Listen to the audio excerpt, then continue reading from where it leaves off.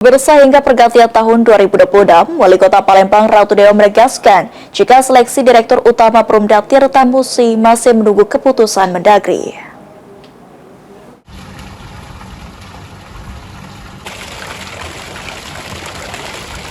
Hingga pergantian tahun 2026, Wali Kota Palembang Ratu Dewa menegaskan jika seleksi Direktur Utama Perusahaan Umum Daerah Perumda Tirta Musi Palembang masih di tahapan Kementerian Dalam Negeri Mendagri.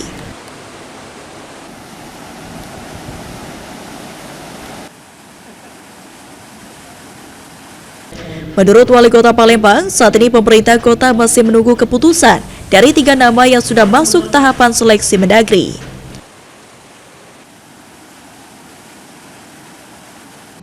Wali Kota Palembang Ratu Dewa berharap agar hasil keputusan penunjukan Direktur Perumda Tirta Musi dapat dilakukan dengan tepat sehingga bisa memaksimalkan pelayanan air bersih di Palembang. Sampai sekarang kita masih menunggu 3 besar nama dari Kementerian Dalam Negeri, karena harus ada persetujuan Kementerian Dalam Negeri baru kami selesai.